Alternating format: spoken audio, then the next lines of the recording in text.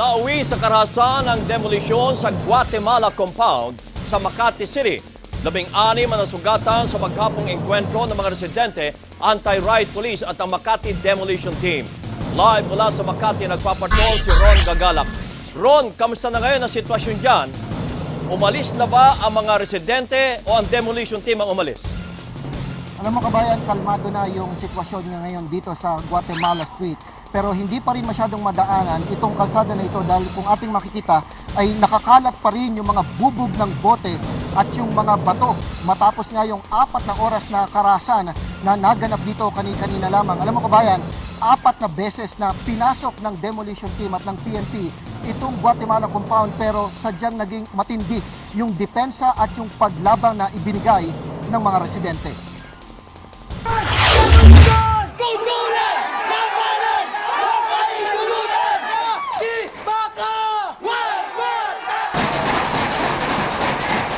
Hindi pa man dumarating ang demolition team, nakahanda na ang mga residente ng Guatemala compound sa inaasahang pagpapaalis sa kanila. May mga kahoy na, bote at bato.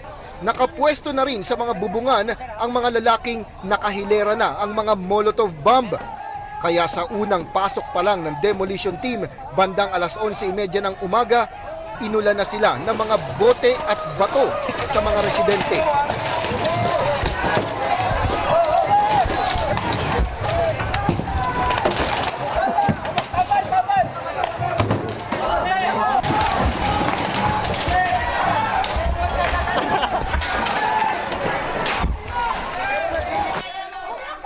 Makalipas ang 1 oras, sinubukan ulit labanan ng grupo ang barikada ng mga residente. Sa pagkakataong ito, nauna na ang truck ng bumbero. Bumomba ito ng tubig habang binabato pa rin sila ng mga residente.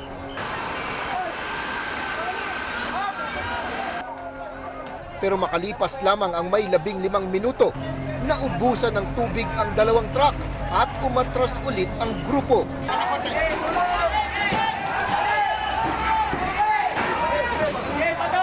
Dito na pumasok sa eksena ang isang nagpakilalang banyagang pari. Sinubukan niya daw himukin ang magkabilang panig na maupo at pag-usapan ng sitwasyon.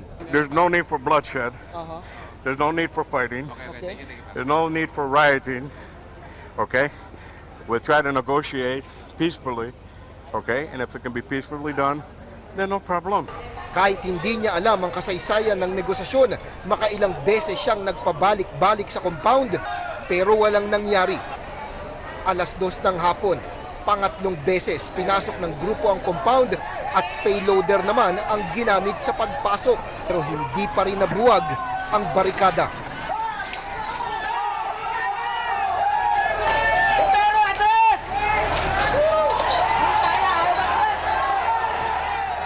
Pagkatapos nung ikatlong attempt nila, nakapag-regroup na ulit yung mga residente at naghahanda na sila ulit dito sa pang-4 na paglusob nitong demolition team.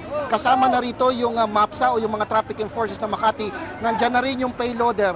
At nakita na rin natin dito, yung pulis ay papasok na rin yung kanilang puwersa at itong bombero, sama-sama na silang lulusob ngayon sa ika-4 na pagkakataon. Ito ang pinakamahabang engkwentro at ginamita na ng tear gas ang pag-atake. Hindi na umubra sa pagkakataong ito ang puwersa ng mga residente at nabuwag na ang kanilang hanay na naramdaman sa tear gas at sa maghapong batuhan. May mga nahuli ring residente na umano'y nanguna sa bayolenteng engkwentro. 16 ang sugatan sa panig ng pulisya at demolition team. Wala namang tala kung ilan ang sugatan sa mga residente matapos maglaho ang karamihan sa mga ito nang mabuwag ang kanilang barikada. Bukas ng umaga kabayan ay inaasahang ipagpapatuloy yung paggiba sa ilan pang mga bahay dito sa Guatemala compound. Kung tutuusin kabayan, kung ikukumpara natin doon sa mga nakaraang mga demolisyon, maliit lamang yung bilang ng mga pamilyang nandito, mga 250 families lamang na ilang buwan din daw na binigyan ng pagkakataon ng local government na makapag-voluntaryong umalis dito sa lugar. Pero umano'y nagmatigas sa mga ito, kaya't umabot sa ganitong sitwasyon ang nangyari ngayong maghapon. Kabayan. Ron, ano ba yung Guatemala? Sino may-ari? Public ba yan o private individual ang may-ari? Yung lote kabayan ay nandito sa hilera ng Guatemala Street dito sa may Barangay Isidro sa Makati. Yung lote na yon ay isang pagmamayari ng isang pribadong tao noong mga 1970s and 1980s. Pagdating nitong early 2000 ay binili ng local government itong lupa na ito para gawing barangay hall. Pag sa ating pagkakaalam, may mga taong 2005 or 2004, binili ito ng local government ng Makati para gawing legal na barangay hall nitong Barangay Isidro. Mula noon ay nakikipagnegosasyon na sila dito sa mga informal settlers na tumira doon sa loteng yan. At ito na nga yung huling-huling pagkakataon na ibinigay sa kanila at hindi pa rin umalis kung kaya't nangyari ang pangyayaring ito, kabayan. Sila ba ay binigyan ng relocation site, Ron? Meron, kabayan, yung sinasabi sa atin noon ay dinala yung relocation site doon sa may Kalawan, Laguna.